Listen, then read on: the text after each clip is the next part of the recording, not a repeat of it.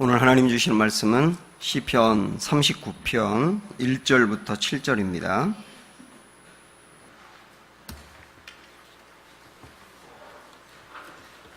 구약성경 830조 시편 39편 1절부터 7절의 말씀 보겠습니다.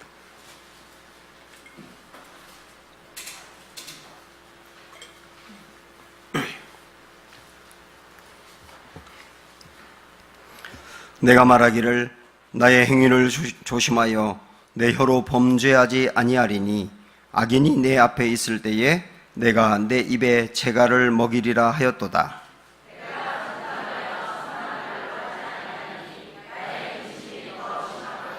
내 마음이 내 속에서 뜨거워서 작은 소리로 읊조릴 때에 불이 붙으니 나의 혀로 말하기를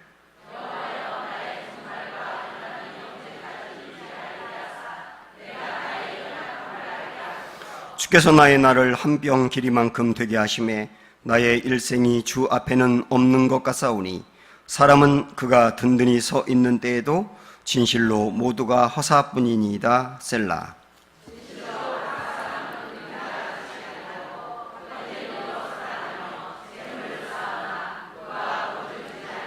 같이 읽겠습니다. 주여, 이제 내가 무엇을 바라리요?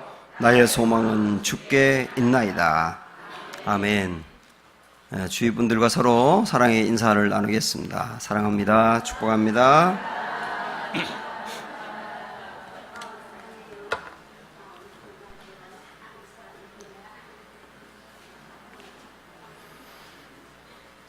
나의 소망은 주께 있나이다. 이런 제목입니다.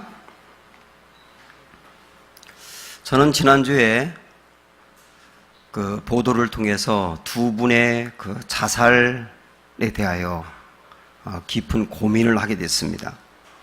한 분은 우리나라 굴지 대기업 부회장이신데 그분은 그 기업을 일으킨 유력한 사람이고요. 그리고 어떤 큰 교회의 장로님이었습니다. 근데 이분이 자살을 했어요. 또 한 분은 포항의 시장을 역임했고 또 국회의원도 역임했고 역시 큰 교회의 장로님이었던 한 정치인의 자살이었습니다. 제 마음에 큰 고민이 된 것은 물론 이분들이 자살할 때까지는 우리가 알 수 없고 이해할 수 없는 어떤 아픔이 있었겠습니다마는 그러나 신실하게 하나님을 믿었던 사람이 자살했다는 것에 대하여 너무나 당혹스러운 거예요. 저는 그분들의 죽음을 평가한다든지 탓한다든지 그렇다고 옹호한다든지 그럴 수 있는 입장도 안 되고 그러고 싶지도 않습니다만은 한 가지, 우리가 믿고 있는 이 기독교 신앙이라고 하는 것이 내가 믿고 있는 하나님이라고 하는 그 절대적인 그 신이 결정적인 그 어려운 순간에 우리를 붙잡아 줄 수 없는 것인가? 만약에 그렇다고 한다면 우리는 가짜를 믿는 것이 되는 거고 저는 여러분을 속이는 사기꾼 목사가 되는 거고 여러분은 허상을 믿기 때문에 불쌍한 사람들이 될 거예요. 정말 우리가 믿고 있는 이 기독교 신앙, 하나님이 우리에게 그런 힘을 주지 못하는가? 진짜 믿는다면 어떻게 될 것인가? 오늘 이런 중요한 문제를 한번 생각해 보도록 하겠습니다. 시편 39편의 말씀을 우리가 읽었는데요. 여기에 보면 다윗의 큰 고난이 나와 있어요. 구체적으로는 나와 있지 않지만은 어떤 악한 사람들의 공격이 있었다고 말합니다. 다윗은 약한 사람들이 자기에 대해서 거짓말하고 모함하고 공격하다 보니까 전혀 있지도 않은 말들이 막 퍼져나가기 시작하고 그래서 거기에 대해서 항변하고 싶기도 하고 어떤 때는 막 분노가 끓어오르기도 하고 정말 욕해주고 싶어요. 우리도 그럴 때가 있지 않습니까? 있지도 않은 말들이 퍼져나가고 내 마음에 돌아와서 상처를 줄 때 정말 욕하고 싶잖아요. 그런데 다윗은 그 상황에서도 신앙인이기 때문에 내 입술로 죄를 짓지 말게 해달라고 굳게 결심합니다. 1절 말씀 볼까요? 시작. 내가 말하기를 나의 행위를 조심하여 내 혀로 범죄하지 아니하리니 악인이 내 앞에 있을 때에 내가 내 입에 재갈을 먹이리라 하였도다. 내 입술로 범죄하지 않게 해달라. 그렇게 결심하는 겁니다. 그래서 그는 마음은 정말 속상하고 하고 싶은 말들이 많지만 꼭 참으면서 입 다물고 있는 거예요. 그러다 보니까 아예 선한 말도 하지 말아야 되겠다. 아무 말도 하지 말아야 되겠다 하고 결심합니다. 2절을 볼까요? 내가 잠잠하여 선한 말도 하지 아니하니 나의 근심이 더 심하도다. 나 선한 말도 하지 말고 나쁜 말도 하지 말고 아예 입을 딱 닫아버려야지. 정말 속상하지만 아무 말도 하지 말아야지. 여러분도 그럴 때가 있잖아요. 지금 아멘 하셨지만. 근데 문제는 뭐냐면 2절 끝에 보니까 나의 근심이 더 심하도다예요. 내 마음은 속상하고 하고 싶은 말이 많고 욕해주고 싶고 패주고 싶은데 그러지 않고 꾹 참았더니 마음이 회복이 되는 게 아니라 근심이 더해지더라는 거예요. 3절에 보니까요. 3절 앞부분에 내 마음이 내 속에서 뜨거웠다 그랬거든요. 뜨거웠다. 이 말은 뭐냐면 불화가 올라왔다는 거예요. 아무 말도 않고 참으니까 이 속에서 화가 막 올라오더라는 겁니다. 많은 그리스도인들이 이렇게 생각을 합니다. 성도는 어떤 경우든 마음이 평안해야 되고 근심해도 안 되고 두려워해도 안 된다고 생각을 합니다. 그리고 불안해하고 근심하고 두려워하면 신앙이 없다고 생각을 해요. 그래서 기도를 안 했기 때문에 그렇다고도 생각을 해요. 그런데 제가 몇 주 전에 신앙 칼럼 혹시 여러분들이 읽어보셨는가 모르겠습니다만은 성도는 평안하지 않을 수도 있는 거예요. 성도는 근심할 수도 있고요. 두려워할 수도 있는 거예요. 정말 속이 상하고 억울할 때 마음이 평안하고 근심도 없고 두려움도 없는 게 신앙이 아니라 마음이 불안하고 근심도 있고 두려움도 있지만 하나님을 의지해서 내 마음을 붙잡고 가는 거, 그게 신앙인 거예요. 제가 아는 어떤 집사님은 30대 중반에 남편과 사별했어요. 남편이 사고로 죽었어요. 그리고 아들 하나 남았는데 그 아들하고 살아야 돼요. 기가 막히죠. 그런데 제가 들으니까 이 집사님은 남편 장례식 치르는 3일 동안 눈물도 흘리지 않았다는 거예요. 그리고 마지막 남편을 매장하면서 마지막으로 헤어질 때 여보 사랑해 이렇게 인사하고 눈물도 흘리지 않았다는 거예요. 그리고 사람들이 30대 중반에 남편과 사별한 이 안타까운 소식을 듣고 달려와서 이 집사님의 손을 잡고 되려 그들이 울면서 어떻게 하면 좋겠냐고 할 때 오히려 그들을 위로하면서 괜찮아요. 나 하나님 믿으니까 괜찮아요. 그랬다는 거예요. 그리고 그것을 본 사람들은 와, 그 젊은 집사 믿음이 대단하다 하고 칭찬한 겁니다. 물론 그분이 진짜 남편이 죽은 그 상황에서도 믿음으로 모든 걸 다 이겨내가지고 눈물도 안 나오고 괜찮다고 했다면 정말 놀라운 신앙이겠습니다만은 저는 기독교 신앙이 꼭 그렇다고 생각은 안 해요. 아무리 신앙이 있어도 속상할 땐 속상한 거예요. 응? 아무리 신앙이 있어도 마음이 답답하고 힘들 때는 힘든 거고요. 억울할 때는 욕이 나오는 거예요.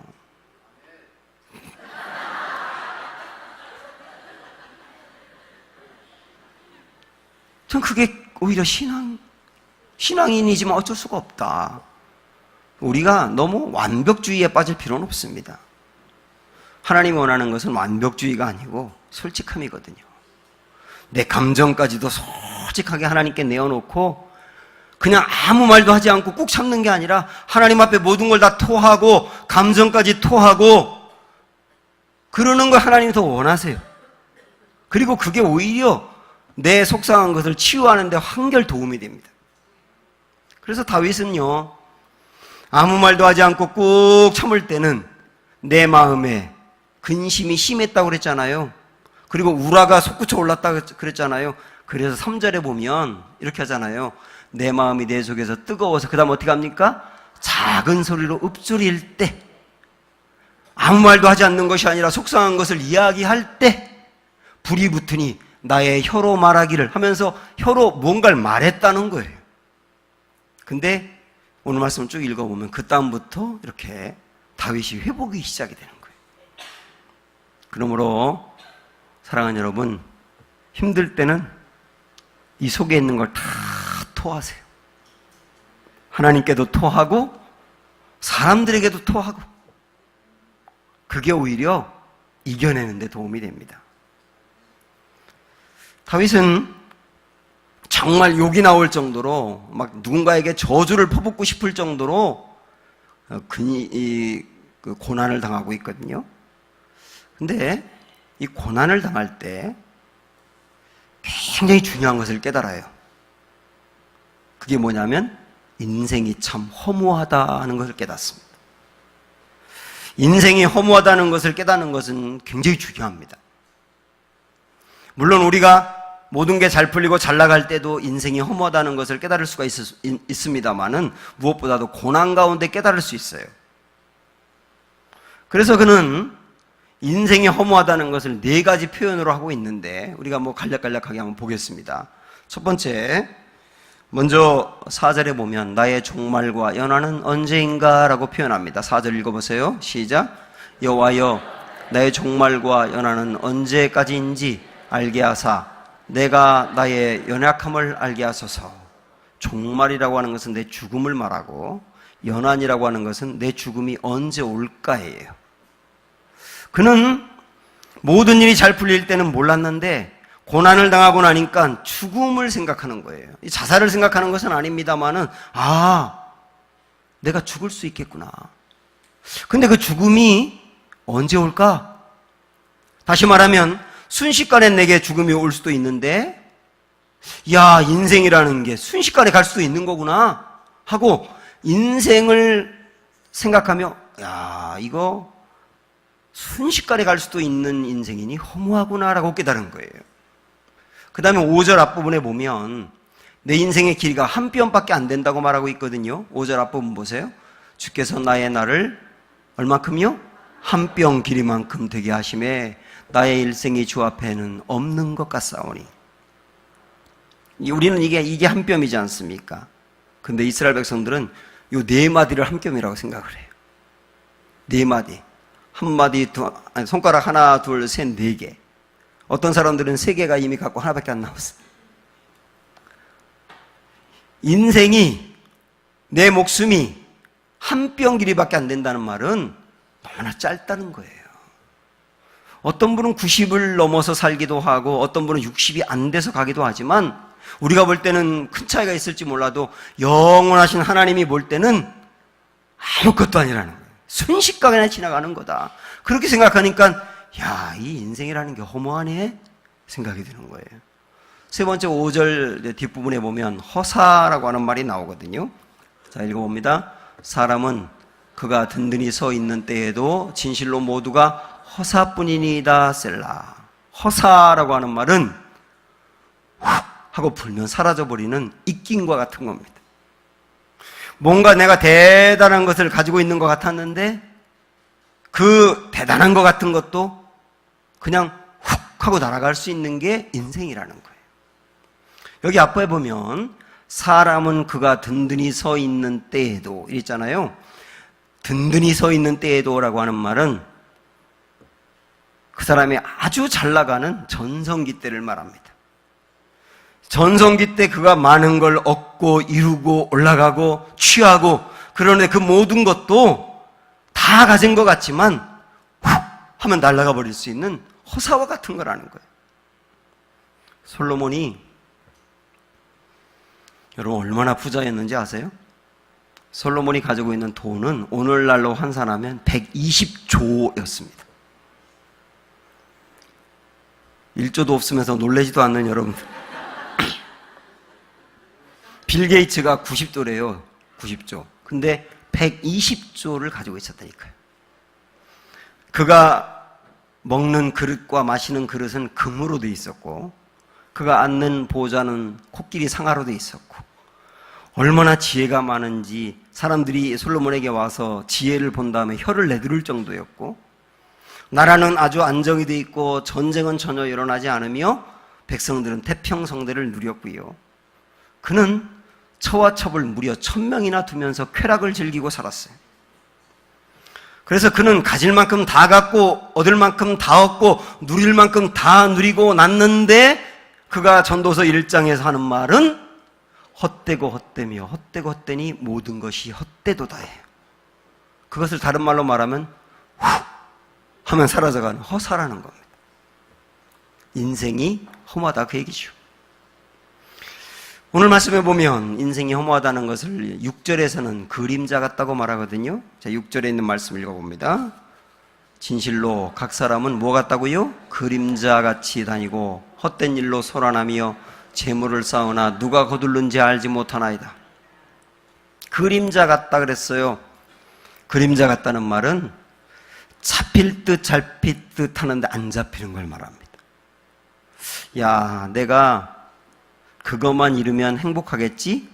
라고 생각해서 노력해서 이루었는데 다 이루고 났더니 거기에 행복이 잡힐 것 같았는데 안 잡혀요. 아, 그것도 그림자네. 내가 정말 간절히 기도하고 이루고 싶었던 소원이 있고 기도의 제목이 있는데 그게 이루어졌는데 거기도 행복이 있는 건 아니에요. 그게 그림자 같다는 거예요. 내 자녀 잘 키워가지고 자녀가 세상에서 성공하면 거기에 정말 행복이 있겠지. 여러분 다 그렇게 생각하시잖아요. 근데 자녀도 죄송하지만 그림자입니다. 특별히 이 말씀에 보면 물질도 그림자라는 거예요. 여기 그러잖아요. 재물을 쌓으나 누가 거둘는지 알지 못하니이다. 노력해서 돈을 번 사람은 따로 있는데 쓰는 사람이 또 따로 있네. 여성분들 중에 이렇게 살짝 미소가 짓는 분들은 어떤 의미인지 알겠죠?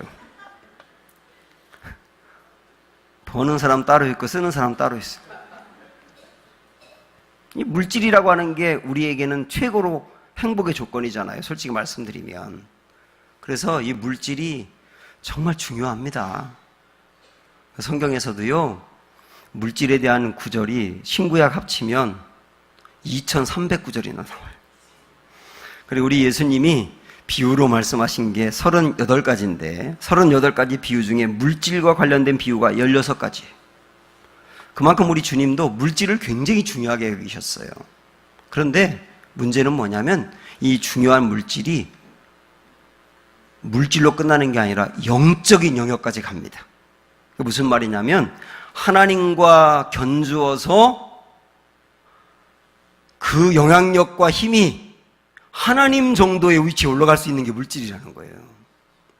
그래서 우리 예수님도 물질이나 하나님이나 둘 중에 하나를 섬겨라. 주인은 둘 다가 될 수 없다. 하나를 섬겨라. 그 말씀은 뭐냐면 물질이라고 하는 게 하나님만큼 주인 노릇할 수 있다는 뜻입니다. 그래서 물질에 빠져버린 사람은 마음을 홀딱 뺏겨가지고 물질이 끄는 대로 끌려다니지 않습니까? 물질이 엄청나게 영향력이 있는 거예요. 그런데 오늘 말씀은 뭐냐면 그 물질조차도 내가 얻을 만큼 얻었다고 해서 그 물질이 나에게 진짜 행복을 주더냐?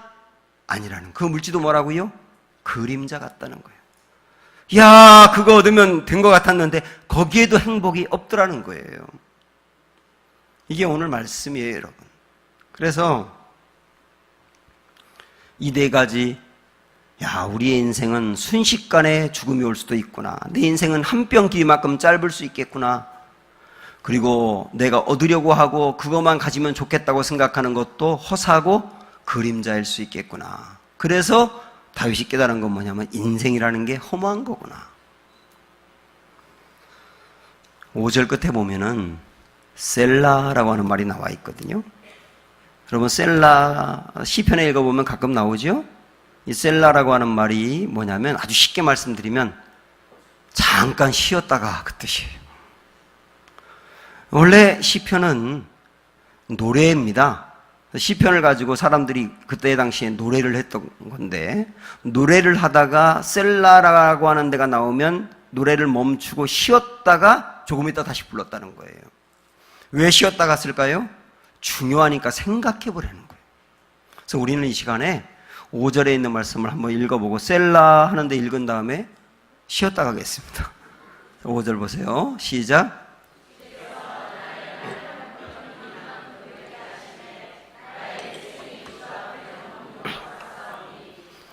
사람은 그가 든든히 서 있는 때에도 진실로 모두가 허사뿐이니이다. 셀라. 이렇게 생각을 해보셔야 돼요. 어떤 50대 가장이 있는데요. 이 사람은 오직 인생의 목적은 내 가족 잘 살게 하겠다 하는 거였습니다. 그래서 정말 열심히 일을 했어요. 회사에 들어가서 밤늦게까지 자청해서 일을 하고, 그리고 사장에게 잘 보여야 되기 때문에 늦게까지 사장과 함께 술을 마시며 그런 자리에 절대 빠지지 않고, 그리고 주말에도 나가서 일을 하고, 오직 목적은 그래서 출세하고 돈 많이 벌어서 내 가족 편안하게 살게 하겠다. 실제 이분은 승승장구해서 높은 위치에 올라가게 되고 많은 돈을 벌어서 내 가족, 아내와 아이들에게 줍니다. 정말 좋은 가장이잖아요. 그죠? 그런데 어느 날 아내가 이 남편에게 믿을 수 없는 이야기를 해요. 여보, 나 당신하고 정말 더 이상 못 살겠어. 이혼해. 그러는 겁니다. 아니, 내가 무슨 문제가 있는데? 돈을 안 벌어왔어. 내가 바람을 피웠어. 내가 뭐가 문제가 있는데? 그랬더니 아내가 하는 말이 뭐냐면, 당신은 돈과 일밖에 몰라. 당신에겐 가족이 없어. 아니, 난 가족을 위해서 일했다니까. 결국 아내가 떠나요. 그리고 그토록 소중하게 여기며 돈을 벌어다 주고 길렀던 자녀들도 엄마 따라 떠나요. 그 사람이 목사님을 찾아와서 뭐라고 말했냐면, 목사님, 저 이렇게 하면 행복한 줄 알았는데요, 저 바보처럼 살았습니다. 우리가 그렇게 될 수 있다니까요. 인생이라고 하는 게 물질을 따라가면 허무할 수 있다는 거예요. 자, 지금까지 저는 다윗이 당한 고난을 생각을 해봤고, 고난 중에 그가 인생이라고 하는 것은 허무하다는 걸 깨달았다는 것을 여러분과 나눠봤습니다. 우리도 깨달아야 됩니다. 근데 여기서 끝나면 허무주의로 끝나는 거예요. 만약에 성경이 여기서 끝났다면 성경일 수가 없는 거예요. 우리가 인생이 허무하다는 걸 깨달았다면 그 다음 단계로 가야 합니다. 그 다음 단계가 뭐냐면 7절이에요. 다 보세요. 시작. 주여, 이제 내가 무엇을 바라리요? 나의 소망은 주께 있나이다. 야, 세상에 모든 걸 다 가져도 허무한 거고, 세상에서는 어떤 것도 내 인생을 만족할 만한 것이 없고 다 그림자와 같구나. 야, 인생이라는 게 허무하구나 라고 깨달았다면, 그 다음에는 그러면 내 소망은 어디에 두어야 할 것이냐? 진정한 소망이 되고 진정하고 영원한 기쁨이 될 수 있는 하나님께 두어야 되겠다. 아멘. 여기까지 가야 신앙이라는 거예요. 솔로몬도 전도서 1장에서 헛되고 헛되며 헛되고 헛되니 모든 것이 헛되도다라고 이야기하고 끝났다면 그게 성경이 될 수가 없어요. 그 다음에 모든 게 헛되니까 전도서의 결론은 뭐냐면 진정한 소망은 주님밖에 없다, 이렇게 나간 거거든요. 우리가 한번 창세기 4장에 있는 이 말씀을 한번 나누고 싶은데요. 잠깐만 말씀 보세요. 시작. 셋도 아들을 낳고 그의 이름을 에노스라 하였으며 그때에 사람들이 비로소 여호와의 이름을 불렀더라. 자, 여기 보면 사람들이 비로소 여호와의 이름을 불렀더라 이렇게 나와요. 이 말씀은 뭐냐면 사람들이 그전에는 하나님을 안 믿다가 이때부터 믿기 시작했다는 뜻이 아니고, 이전에도 하나님을 믿긴 믿었는데 이때부터 드디어 제대로 믿기 시작했다는 뜻이에요. 그러면 왜 사람들이 갑자기 신앙생활을 제대로 하게 됐을까? 여러분도 어떤 계기로 인해서 예수님 똑바로 믿어야 되겠다 그럴 때가 있지 않습니까? 사람들이 왜 그랬느냐? 에노스가 태어나면서부터 그랬다는 겁니다. 그러면 에노스가 태어났을 때 왜 그랬을까? 사람들이 그 사람의 이름을, 그 아이의 이름을 에노스라고 붙이는 게 의미가 있어요. 에노스는 뭐냐면 사람은 죽는다라는 뜻이거든요. 죽을 수밖에 없는 인생이라 그 뜻이거든요. 아마 무슨 일로 인해서 사람들이 야 진짜 사람 죽는구나 하는 걸 드디어 깨닫고 절감하면서부터 하나님을 비로소 제대로 믿기 시작했다는 거예요. 그래서 사람은 죽는다라고 하는 에노스는 허물을 말하는 겁니다. 그런데 그 다음에 비로소 여호와의 이름을 불렀더라는 소망을 하나님께 두었다는 뜻이에요. 우리가 그렇게 가야 되는 거예요. 이 세상에 어떤 것도 나에게 소망이 될 수 없다는 것을 진짜 깨달았다면, 이 세상에 어떤 사람도 나를 영원히 책임질 수 없다는 것을 진짜 깨달았다면, 그러면 우리의 소망을 어디에 두어야 되느냐? 영원하고 완전하신 하나님께 두어야 된다. 이게 오늘 말씀의 결론이거든요. 소망이 얼마나 중요합니까? 소망은 히브리서 6장에 있는 말씀 읽어보세요. 시작. 우리가 이 소망을 가지고 있는 것은 영혼의 닭 같아서 튼튼하고 견고하여 휘장 안에 들어가나니. 소망이 뭐라고요? 영혼의 닭과 같다는 겁니다. 바다에 배를 띄운 다음에 그 배를 붙잡아 두는 게 닻이거든요. 근데 이 배에 닻이 없으면 배가 떠밀려 갑니다. 그래서 배의 입장에서 볼 때 닻은 생명줄이에요. 우리 성도들이 살아가다 보면 고난을 만나기도 하고 말도 안 되는 일을 경험하기도 하고 정말 욕이 나올 정도로 힘들고 어려울 때가 있습니다만은, 그럴 때도 나를 지탱해주는 영혼의 닻은 뭐라고요? 소망이라는 거예요. 하나님을 끝까지 의지하는 소망이 있으면 그 소망은 나를 잡아준다는 겁니다. 생명줄이래요. 소망은, 하나님을 의지하는 소망이 얼마나 중요하냐면, 여러분 그거 아세요? 하나님을 의지하는 소망이 있으면 죽을 때도 소망을 품고 죽습니다. 사람들은 다 죽을 때 절망하고 죽습니다만은 성도는 죽을 때도 소망을 품고 죽는다니까요. 죽음도 소망이래요. 왜냐하면 잠언 14장 32절에 보면 의인의 죽음은, 의인은 죽음에도 소망이 있다. 의인은 죽음에도 소망이 있다. 왜 죽음에도 소망이 있느냐? 그렇게 죽으면 죽는 것이 아니고 주님 품에 안기는 것이기 때문에. 무서운 겁니다. 진짜 하나님을 소망하는 사람은 죽음도 소망이에요. 그리고 소망은 인내할 힘을 줍니다. 데살로니가전서 1장 3절을 보면 시작. 믿음의 역사와 사랑의 수고와 우리 주 예수 그리스도에 대한 소망의 인내를 우리 하나님 아버지 앞에서 끊임없이 기억하미니. 믿음에는 역사가 있고 사랑에는 수고가 있다. 그러면서 그 다음에 소망은 인내를 준다는 거예요. 진짜 소망을 가진 사람은 어떤 고난 중에도 인내할 수 있는 힘이 생겨요. 그러므로 힘들고 어렵고 고난 중에 있는 여러분들을 축복합니다. 하나님께 소망을 두시기 바랍니다. 진짜 소망을 두면 절박한 상황에서도 그때도 인내할 수 있다니까요. 그리고 소망은 우리에게 진짜 복이 됩니다. 시편 146편 말씀 보세요. 야곱의 하나님을 자기의 도움으로 삼으며 여호와 자기 하나님에게 자기의 소망을 두는 자는 어떻다고요? 복이 있다고요. 누가 복이 있다고요? 하나님에게 소망을 두는 자는 복이 있다고요. 그러니까 영원한 하나님, 진짜 나에게 영원하지 않고 진짜 소망을 줄 수 없고 영원히 나를 책임질 수 없는 것에 소망을 두지 말고 영원한 하나님에게, 온전한 하나님에게 소망을 두어라. 그런 사람은 정말 복이 있다는 겁니다. 찬송가 413장이 내 평생에 가는 길이라고 하는 찬양인데, 이 찬양을 작사한 분은 호레시오 게이츠 스패포드라고 하는 사람이에요. 이 사람은 43살이 될 때까지 아주 평안하게 살았습니다. 이 사람은 변호사였고요. 돈도 많이 벌었고 자녀가 5명인데 7 식구가 안락하게 살고 있어요. 그런데 1870년에 아들 하나 있는데 그 아들이 병으로 죽습니다.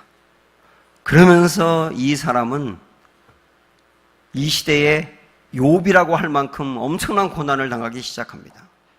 아들이 죽은 그 다음 해에 이 사람이 살고 있었던 시카고에 큰 불이 나가지고 이 사람의 집과 재산이 홀랑 타버려요.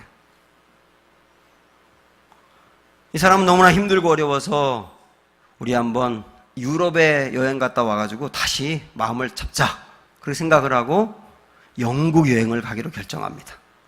그런데 이 사람은 처리할 것이 있어가지고 늦게 떠난다 그러고 아내와 4딸들을 먼저 배에 태워서 영국으로 보냈어요. 그런데 이 배가 일주일 만에 영국의 여객선과 충돌하는 바람에 좌초돼 버려요. 그리고 그 배에 타고 있었던 266명이 익사해 죽고, 그리고 47명만 살아났는데 이 사람의 아내는 살아났고 4명의 딸이 그 자리에서 죽었어요. 그리고 아내로부터 사고가 일어나고 9일 만에 나 혼자 살았다고 하는 전보를 받습니다. 믿을 수 없는 이 일을 경험하면서 이 사람은 아내가 있는 영국으로 배를 타고 가는데 딸들이 죽은 그 사고가 난 그 지역에서 선장이 당신의 딸들이 여기서 죽었다고 알려줘요. 그때 참았던 눈물이 쏟아져 나오면서 이 사람은 엉엉 울면서 하나님께 막 따지기 시작해요. 하나님, 저한테 왜 그러세요? 제가 이 정도로 잘못을 했나요? 하나님을 원망하기도 하고 하나님께 따지면서 방황이 시작이 됩니다. 그러던 어느 날 이 사람이 시편 23편의 말씀을 읽다가 맨 앞에 있는 여호와는 나의 목자시니라고 하는 구절이 마음에 딱 다가와요. 그래, 여호와 하나님이 목자시라고? 그럼 지금 이 순간에도 나에게 목자가 되시겠구나. 그러면서 목자가 되신다면 양을 책임지겠네. 그러면서 그 하나님을 탁 붙들면서 하나님에 대한 소망을 품기 시작합니다. 그러다 보니까 그동안에 사라졌던 평안이 돌아오면서 하나님이 그 영혼을 만지기 시작하는 거예요. 그래서 이 사람은 다시 그 자리에서 벌떡 일어나서 아내와 함께 살자. 다시 일어나 살자. 그러면서 달려가게 되는데 그때 마음에 떠오르는 이 시를 쓴 것이 413장의 이 말씀이거든요. 우리 한번 이 구절만 마지막으로 읽어보겠습니다. 시작. 내 평생에 가는 길 강같이 평화롭든지 큰 파도 같은 슬픔이 몰아치든지 무슨 일을 만나든지 주님께서 내게 주신 평안이 있네. 내 영혼 평안해. 우리 한번 찬양하겠습니다. 하나님 한 번도 나를, 이 찬양을 함께 부르겠습니다.